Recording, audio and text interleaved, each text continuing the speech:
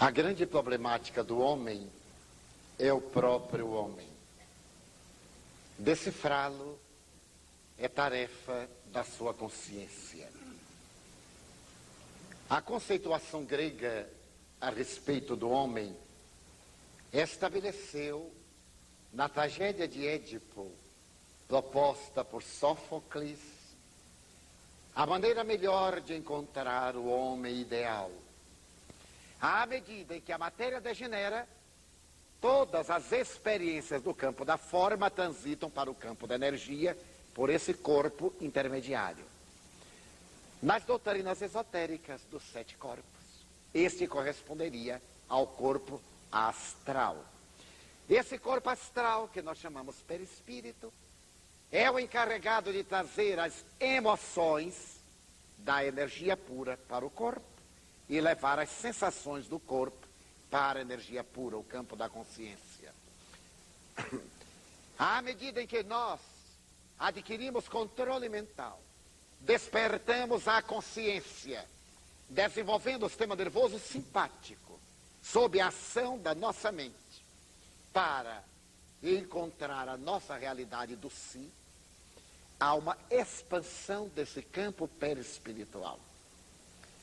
Como os espíritos são a energia pura e a energia semicondensada, perispírito, há uma imantação perispírito a perispírito, pela afetividade ou pelo ódio, quando ambos estão na mesma faixa de vibrações.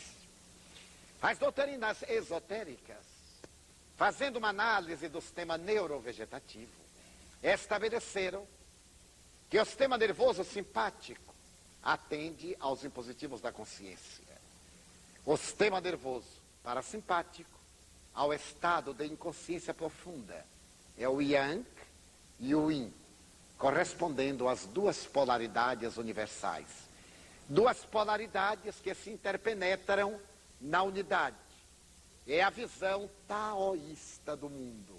Um círculo em duas metades semicirculares, apresentando a potência masculina e a feminina, ou a positiva e a negativa. Essas duas polaridades, o bem e o mal, o claro e o escuro, o bom e o ruim, estão presentes em tudo, inclusive em nós. Toda criatura humana é dotada de ambas polaridades, sendo que, por ocasião da adolescência, desenvolve aquela polaridade que corresponde à sua anatomia. E quando, por qualquer motivo, não há um correspondente psicológico favorável à manifestação da anatomia, vêm os problemas dos conflitos sexuais, do homossexualismo, do bissexualismo, do assexualismo. Então, dentro desse esquema, quando vamos desenvolvendo a nossa capacidade de percepção, dilatamos a nossa energia perispiritual, nosso campo de energia psíquica. E os espíritos que nos são semelhantes, pelos valores positivos ou negativos, sintonizam conosco e sincronizam. Vamos tornar a ideia bastante acessível para quem não está acostumado com esse tipo de raciocínio. Quando eu me concentro, eu me irradio. Então há uma expansão da aura. É a palavra que foi criada pelos esoteristas para traduzir a potência psíquica do indivíduo. Os espíritos também têm o seu campo de energia. E se alguém eu fiz um grande mal, eu tenho a matriz do mal que ele fez. Onde quer que eu esteja, eu tenho uma antena transceptora que emite um tipo de mensagem com a qual ele vai sintonizar, porque ele tem um plug, que é o efeito do mal que eu lhe direcionei. Então ele vai atraído até a antena que está irradiando o débito. No pensamento das escolas transpessoais de psicologia, diz Buda, o homem é aquilo que pensa. Encarcerado dentro da sua mente, ele elabora os fatores propiciatórios à sua felicidade ou à sua desdita. Pensar é o preâmbulo do agir. Cada um age conforme pensa. Então, como consequência natural do agir, ele expande uma energia positiva ou negativa, que corresponde ao que nós chamamos o bem e o mal. Filosoficamente não existe bem nem mal. Essa dicotomia é somente para separar o que dá prazer daquilo que perturba. Porque o que nós consideramos hoje um mal, amanhã pode ser um grande bem. Uma doença pode ser hoje uma forma de nos salvar de uma problemática muito mais grave. Determinada experiência que resultou negativa, ela, como dizia Pascal, nos ensina a não repetir da mesma forma para que os resultados sejam positivos.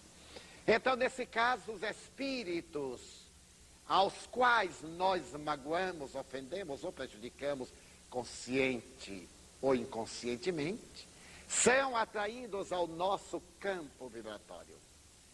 E ao nos identificarem, eles começam a serem localizados em nosso perispírito. As suas energias misturam-se com as nossas. Primeiramente, através de uma fusão psíquica. Ao nos identificar, ele lança o ódio, porque está morta a forma, mas não morto o indivíduo. E os espíritos prosseguem pensando, têm todos os atributos das criaturas materiais. À medida que ele pensa, se dá um natural processo de telepatia. Começamos a receber ideias extravagantes, ideias bizarras, pensamentos deprimentes, manifestações que nos levam a estados fóbicos. Começamos a sentir sensações de terror, a ter prenúncios de tragédia que nos vão suceder, e encarcerando-nos cada vez mais naquelas ideias, nós passamos a viver uma constante manifestação de diálogo. A ideia nos chega e nós conversamos. A ideia nos vem, nós a aceitamos. Digerimos-la até ficarmos numa ideia de fixação, quando ela passa ao monoideísmo. Está instalada a obsessão. Imaginemos, estamos aqui e alguém que está acompanhando, os que não estiverem cochilando, então quem estiver acompanhando, recebe uma ideia assim extravagante: vá para casa correndo que seu filho acaba de quebrar a perna. A pessoa tem um susto e diz: será? Não, isso não é possível. A esta hora o garoto deve estar deitado. Então a ideia diminui de intensidade, mas a pessoa já fica vigilante para ver se ela volta. Ela então retorna. Olha, o menino está gritando muito por você. E a culpa vai ser sua de ter saído e deixado o menino sozinho. Mas é mesmo. Logo hoje, no dia do papai, eu deveria estar em casa. A pessoa não ficou o ano inteiro, mas se reabilita em algumas horas, uma vez por ano. Então eu devo ir para casa correndo. A ideia vai e volta, até estabelecer-se um verdadeiro diálogo. Daí a pouco a pessoa diz: não, eu não aguento, eu vou dar um jeito no intervalo, eu vou ver o que é que aconteceu, sai. Chega lá, não foi nada. Fica com raiva, mas graças a Deus. Foi melhor não ter sido nada, porque se tivesse sido, seria muito pior. Mas só a partir daí já está com o campo receptivo. Toda ideia negativa será agasalhada com muita facilidade. Teremos que criar em nós um campo de ideias positivas. Toda vez que vier uma invasão a nosso campo mental, com mensagens negativas, deletérias, pessimistas, nós diremos com tranquilidade: muito bem, não posso fazer nada, quando eu chegar em casa eu resolvo. Para não criarmos a neurose de ansiedade. Porque senão ficamos atormentados para que tudo acabe logo, para chegarmos lá e resolver uma coisa que não tem mais solução. A obsessão é pertinaz. De início é mente a mente, vagarosa, insistentemente.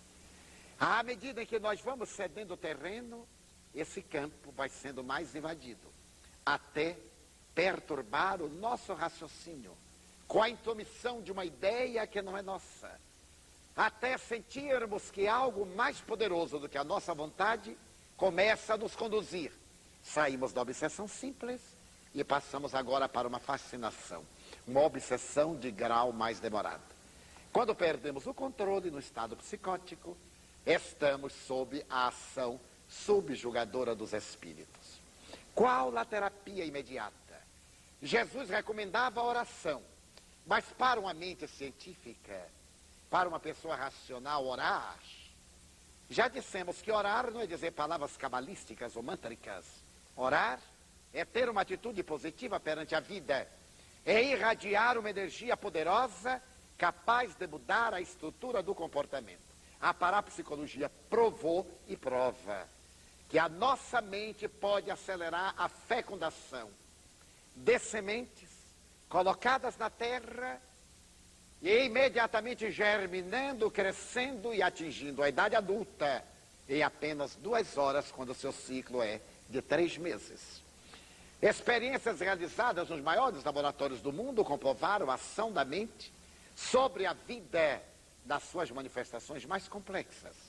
Em um tabuleiro adredemente preparado e adubado, colocam-se sementes de um lado e do outro. Sementes adrede selecionadas. De um lado, jovens são convidados para irradiar negativamente, destruindo-as. Do outro lado, os mesmos jovens irradiarem a mente positivamente, ajudando-as no desdobramento da vida.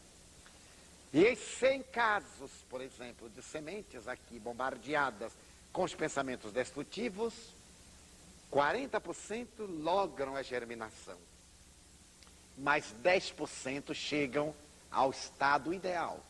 Enquanto que no tabuleiro daquelas que recebem energia positiva, 100% germinam. E apenas um número reduzido, muito reduzido, que é da exceção, não chega ao estágio ideal. Mostrando que houve uma interferência mental. Essa irradiação mental é tão poderosa no fenômeno psicapa, ou psicocinesia, que os experimentadores como Hernani Guimarães de Andrade concebeu um gotejador que ele chama psicocinético. Uma caixa de vidro com uma lata com água e um pequeno orifício pelo qual goteja intermitente e constantemente uma gota de água que cai pela lei da gravidade sobre uma lâmina e se biparte. É a fatalidade gravitacional.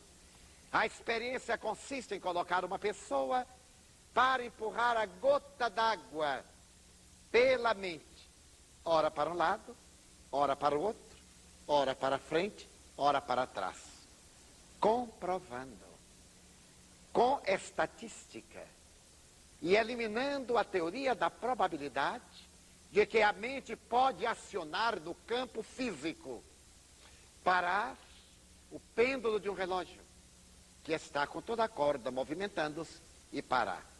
Nós temos as experiências de Nina Kulagina, que através desse fenômeno, ela move bússolas, move a agulha da bússola no sentido oposto à busca do norte magnético, move a própria bússola, move paliteiros, caixas de fósforos, palitos e etc., demonstrando o poder da mente. Logo, a psicologia transpessoal, fundamentada nas experiências parapsicológicas e nas grandes experiências da casuística oriental, aceitou a possibilidade da interferência dos chamados desencarnados interferindo em nosso comportamento e levando-nos a estados de obsessão. Então a oração é a canalização da nossa força mental no sentido positivo, porque no negativo nós conhecemos. Quem aqui na Bahia que desconhece um mal olhado? O olho de seca pimenteira. Todos nós conhecemos. Eu me jactava no passado de ter uma coleção de violetas dos Alpes, que eu trazia de toda parte do Brasil. E até eu cheguei a ter mais de 50 espécimes, cores diferentes, a violeta dobrada, dava-me um trabalho horrível. E eu tinha uma amiga que também tinha uma coleçãozinha. A minha era uma coleção zona. Mas ela também tinha lá uns 60 vasos de violetas dos Alpes. Mas um dia uma amiga minha suíça me trouxe um Edelweiss. E eu fiquei encantado. Trouxe o Edelweiss para a Mansão do Caminho, logo nos seus primórdios. E para manter o meu Edelweiss, eu colocava gelo. Criei um ambiente o mais agradável possível para Edelweiss, que é dos Alpes, aqui na tranquilidade deste clima tropical. E a minha amiga dizia, Edivaldo, você já tem o tom tal, dobrado? Eu dizia assim, eu acho que eu tenho. E nós brigávamos amavelmente. Porque a felicidade de quem tem uma coleção é provocar inveja do outro. Certo dia eu convidei-a para ver a minha coleção de violeta dos Alpes. Mas é verdade, eu queria que ela visse o Edelweiss, que ela não tinha. Era só uma forma de fazê-la feliz. Era o judeu do olho. Ela foi e chegou assim e disse, esta eu tenho, esta eu tenho, esta eu tenho. Esta fui eu que lhe deu. E eu, sim, eu digo, ela vai chegar lá. Daí a pouco ela parou e disse, o que é isto? Eu digo, é um Edelweiss. Não é nada assim importante, é um Edelweiss. Mas onde é isso? Eu digo, é uma amiga que me trouxe da Suíça. Mas ele não morreu? Eu digo, não morreu, pois é e tal. E ele disse, Saímos, fomos tomar café. Eu estava muito feliz de vê-la, profundamente feliz. Porque ela logo pediu uma muda. E eu sei que na tradição de quem coleciona planta, que a muda que pega mais não é a muda que foi dada, é a muda roubada. Ela passa assim, tira a folha e bota no bolso. E eu fiquei. Aonde ela ia, eu ia também, para que a mãozinha dela não roubasse a minha muda de Edelweiss. Muito bem. Tomamos café e tal. Eu já tinha me esquecido quando eu me despedi. Ela me disse assim à porta, é bom você ir ver o seu Edelweiss. Eu disse, não, mas não está na hora não. É bom. Porque você sabe, Edivaldo, ela falou com sinceridade. Eu tenho um olho terrível. Tudo que eu olho, eu mato. Eu disse, mas que bobagem. Eu não acreditava nesse negócio de olhado. Qual nada? Eu mato, eu tenho um olho que é terrível. Ele disse, não, mas o Edelweiss, ele não morre assim não, coitado. Mas assim que ela saiu, como que não queria nada, eu fui conferir. E quando eu cheguei, o Edelweiss estava desmaiado na borda. Eu botei água, botei adubo químico, apliquei bioenergia, dei passe, pelo amor de Deus, não me faça isso. No outro dia, ele estava seco. Eu fiquei num desgosto, mas não fiquei com mágoa daquele olho destruidor. Eu telefonei para ela, e quando ela atendeu, disse, como vai? Ela disse, já sei. Foi o Edelweiss que morreu, não foi? Eu disse, foi o Edelweiss que morreu. Eu sabia. E eu não tenho culpa, você me perdoe.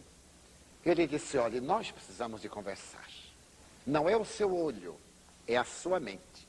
O olho é uma lente, é um vidro de grau que dispara o tiro da mente cobiçosa. Quando você vê uma coisa que deseja possuir e não tem, dispara um tiro de mágoa. E é essa onda mental que mata. Ainda não estava na moda o amor pelas plantas que veio em 1962. Mais tarde conversei com ela, eu digo, olha as coisas com prazer. Sinta a alegria de vê-las, porque a pessoa que tudo que vê quer ter. Passa por uma floresta, que árvore linda, se eu pudesse botar lá em casa. Não tem aonde, mas gosta de ter lá em casa. Vê uma flor, não se compraz em achar bonita a flor, tem que arrancar, mesmo que a mate. E é exatamente esse sentimento que a vista, como uma lente de grau, aumenta e produz a morte. Mais tarde eu fui observar crianças que adoecem. Crianças, mas que criança linda. E dão uma descarga de inveja, de vibração negativa. A criança começa bocejando, tem febre, fica de cama. Entra a terapia do paz, tirar a carga magnética negativa, é a mais imediata. E outros que matam pequenos animais, matam pássaros. Em Feira de Santana, havia um homem que passou a ter um apelido muito deprimente, porque ele colocava canários para brigar e outros pássaros. E quando ele via, por exemplo, um canário que ele não tinha, ele olhava e o pobrezinho dava uma tristeza e morria. Era a descarga mental. Logo, a oração é essa mesma onda. A onda é neutra. A ideação que nós demos é que ele dá a força que corresponde ao mecanismo da ajuda ou da destruição. Então, a primeira terapia é a da prece.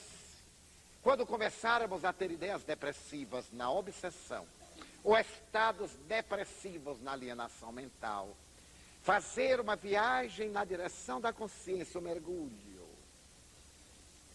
imergirmos e nessa imersão buscarmos o nosso Deus interno, através de uma onda de amor e de ternura.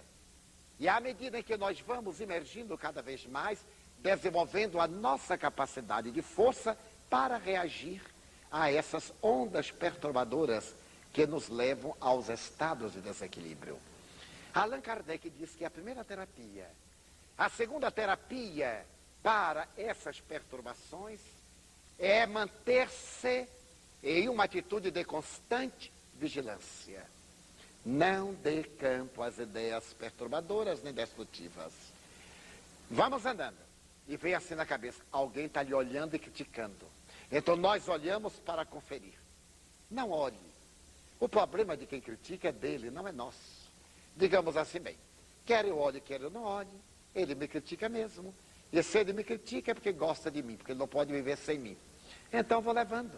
Eu sou o que sou e não o que ele gostaria que eu fosse. Não permitir que as ideias perturbadoras se nos agasalhem no mundo mental, que é a porta de entrada para a nossa consciência. Terceiro, uma atitude de paciência ou perseverança, que é a mesma coisa. Programarmos uma atitude e levarmos adiante. Quando eu era jovem, eu padeci de muitas injunções obsessivas, porque possuindo mediunidade, eu via-me campo e palco de muitas entidades perturbadoras.